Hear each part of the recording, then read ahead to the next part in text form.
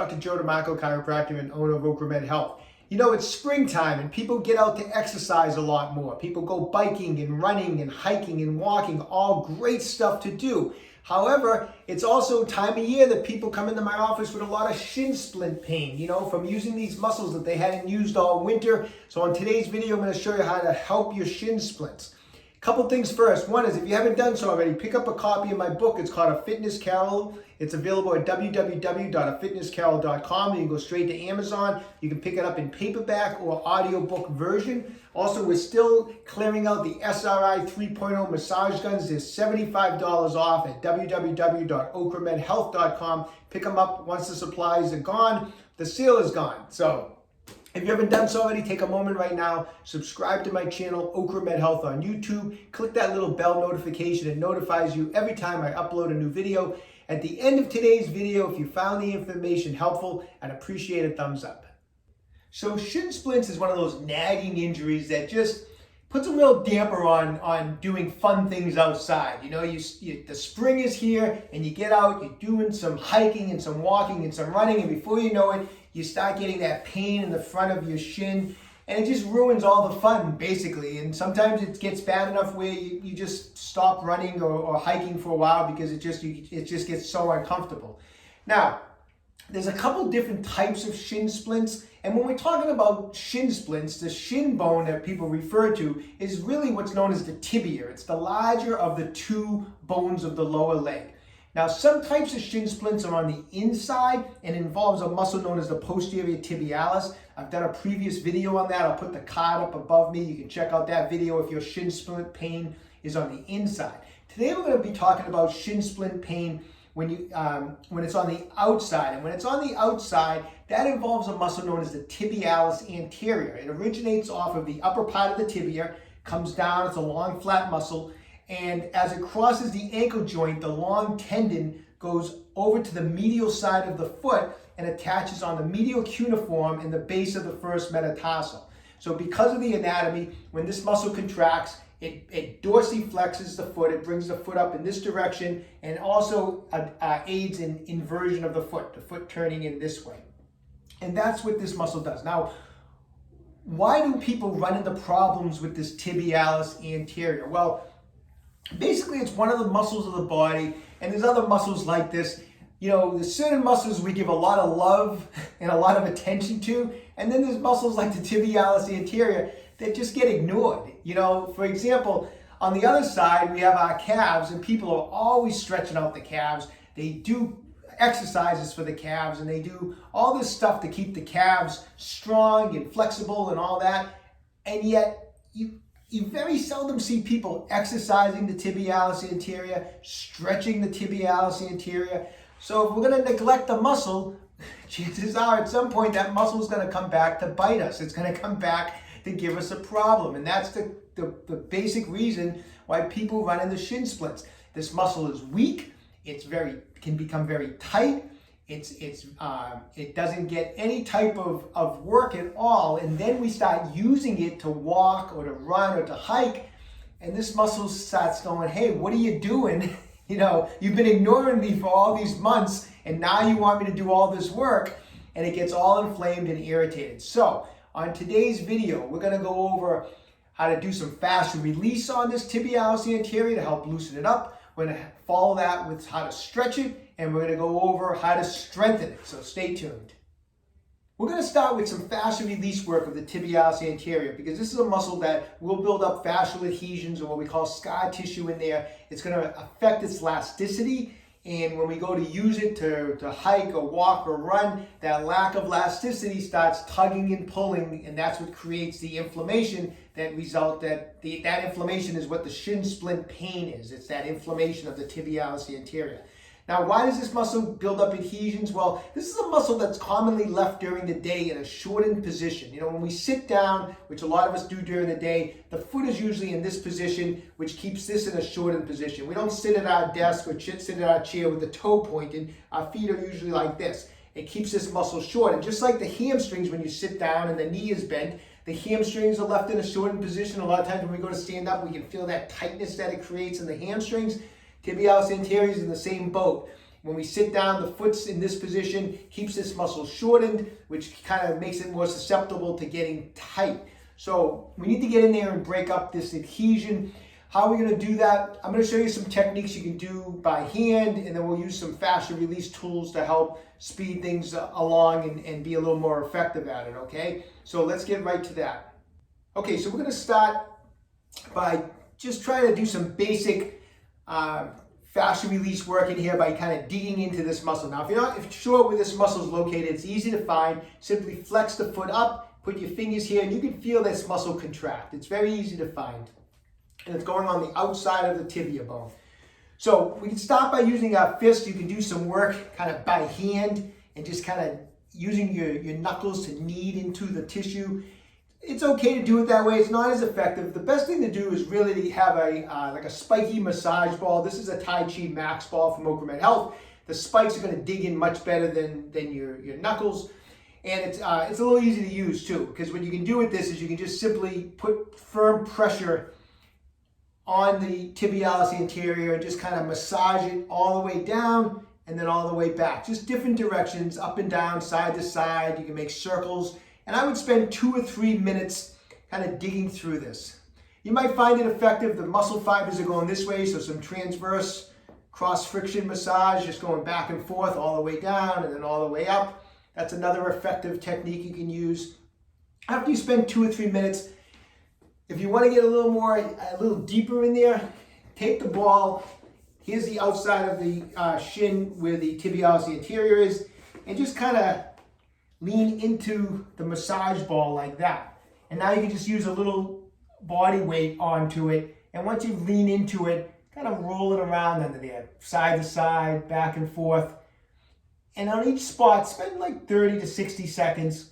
And then what you can do is just move it down a little bit, an inch or so. And again, put a little body weight into it and move it around. Now gauge your pressure, because it's a flat muscle and it's in a bony area. So, you know, first time doing it, you don't want to press all your body weight down. It takes a little getting used to, but eventually you'll be able to put more and more pressure on that tibialis anterior and spend some time rolling it around and move it down to several different spots. It's a long, flat muscle.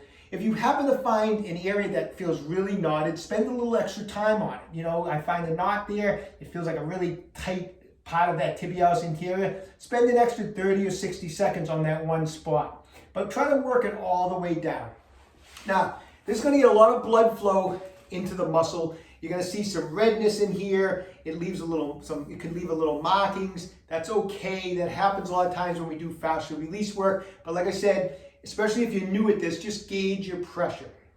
And if you have some shin splints, it might be a little tender, so that's another reason why you're going to have to gauge your pressure. But we want to put as much pressure in there while we're working it as we can within limits of your pain tolerance, okay? So we've done some rolling by hand. We've put the shin, the tibialis anterior on the Tai Chi ball, and we have some good blood flow going. Now we're going to do a little pin and stretch technique. And here's how we're going to do the pin and stretch technique. We're going to sit like this. You're going to bring your foot up. This shortens the muscle by contracting it. We're going to take the ball, we're going to push it into the tibialis anterior, nice and firm, and then pull towards the knee. So we're going to pull the tissue, we're going to push down and pull towards the knee. Now we have that tissue trapped, and I'm going to hold firm pressure. And as I'm doing that, now I'm going to extend out the foot. I'm going to point the toe and elongate. This is going to stretch out or elongate the tibialis anterior. Then I'm going to come back, and I'm going to do this several times, keeping firm pressure, keeping that muscle trapped under the ball. And then I'm going to lift it up. I'll go down about an inch. And again, I'm going to push in and pull back to trap the tissue. And by trapping, and then we're going to elongate those muscle fibers, you basically pull apart any adhesion that is built up in there. It's a great way to kind of just break up any fascial adhesion buildup in here. It's what we refer to a lot of times as a pin and stretch technique, okay? And you're going to do the pin and stretch technique in different sections. You know, go about an inch down. So you might end up going 4, 5, 6 different spots, okay? Once again, if you find an area that you really find a knot, spend a little extra time on it. Now, another way to do some like a pin and stretch type of technique is, besides using the ball, if I know a lot of you have the FF5 fascia release tool from OcraMed Health, and this thing is awesome for this part of the body. This stainless steel instrument has a dull edge all the way around, and what you can do with it is basically start with the foot up, so the muscle's in a shortened position, start low, and drag this right up. You angle it at about 45 degrees, and drag this right up the tibialis anterior, all the way up the shin. And as we're doing that, slowly point to toe. So just drag it slowly and slowly point to toe, just like that. It gives you an excellent release on the muscle. You drag it up nice and slow, and as you're dragging it, you're pointing to toe. Once again, I'm getting in there, I'm digging at that adhesion, and I'm going from a shortened position to a stretched position. Now you have firm pressure the whole time through, just like that. And I would spend, probably go through this so you make about 8 to 10 passes over the muscle, just like that. Okay, now there's different curves to this. Using the concave part is a little less intense. Going on with the convex section, which is this part here, gets a little deeper. So after you've done it with the concave part of the FF5, if you want to get a little more intense, you can turn it and use this section and do the same exact motion, and that's going to get even deeper in there, okay? So excellent ways to do it. Once again, if you don't have a massage ball, you don't have the FF5, just take your thumbs and push in, pull up towards the knee, and then point the toe, and you can just trap the tissue with your thumbs. It'll work. I mean, it's definitely going to get more out of it with the proper equipment, but if you don't have anything, you can just use your fingers. That's going to help break up any adhesions, going to help restore elasticity. That's what I want you to do first, and after you've done that work, you're going to follow it up with this stretch. So I never go on a hike or a run without stretching out my tibialis anterior. I know people go for a run, they're always stretching their calves, and most people do not stretch this out, and it's super important. So let me show you the stretch I use. I do this all the time to keep this muscle loose. If you just did if you're working on it at home, do the fascia release work first, and then do this stretch that I'm going to show you. But if you're out and you're about to go for your run, never forget to stretch this muscle out. It's super important. So I'm going to come right up this way. So what I like to do, I'm going to show you from a couple different angles, but is I'll bend the knee and I'll kind of crunch my toes under like that, okay? And from this position, I'll slowly extend the knee out like this, and this will create a nice stretch right along that tibialis anterior. You'll feel it as you straighten the knee and just kind of hold it for about 30 seconds. Now what I like to do, and I'm going to show you from this angle now, is once I've straightened that knee out and I feel that stretch, I'll rotate the ankle a little bit like that. And by turning it a little bit in this position and holding that knee straight, I'll really feel like the stretch itself intensify as I rotate it out like that. And I'll hold it like that for 30 seconds. So I would recommend holding the stretch 3 or 4 times for 30 seconds and kind of break it down into 2 parts. The first part is here, you straighten the knee, feel that stretch. Once you've straightened the knee and you feel the stretch, then start to rotate the ankle out like that, and that'll intensify it. And that's where we're going to hold it for 30 seconds. Do it 3 or 4 times on both sides. It's an awesome stretch. You really, really feel the difference, and it makes a world of difference for your entire lower leg. You know, after you've stretched that and you've stretched your calves, you're going to just feel much more mobile and much more freer when it's time to go for your run or your hike or whatever you're doing. Okay, so loosening up that muscle, the tibialis anterior, by doing some fascial release work and stretching it is great. It's going to prevent a lot of problems. The other way you prevent problems, you have to strengthen this muscle. This is a muscle that is usually not given any exercise as far as directly strengthening it, and it's very easy to perform. I'm going to show you my favorite exercise that I do. I try to do these every other day. I have a lot of exercises on smaller muscle groups that don't get a lot of attention that I do exercises for, like almost as part of my warm-up before I work out. I'll do exercises for some of these smaller muscle groups, and the tibialis anterior is one of those muscle groups that I will spend time on every other day, just doing 3 sets. And my favorite way to do it is just put my back up against the wall and just walk my feet out. And from this position, what I do, keep the knees straight, and I just lift the toes off the ground and come back onto my heels, and then put the toes back on the ground. So I basically just dorsiflex the ankles up, and then just let them come back down. Nice, slow, and controlled, just like that. How many reps I do? I usually do until it just starts to burn right in my tibialis anterior. So you may need to build up. I mean, if it starts burning at 15 to 20, you do 3 sets of, say, 15, or three sets of 20. But try to keep, every week, try to build up on your repetitions. Just like that. So it just requires 3 sets of as many reps that you can do. Try to build up. Nothing wrong with some high reps on these type of muscles, doing sets of 30, 40, even 50.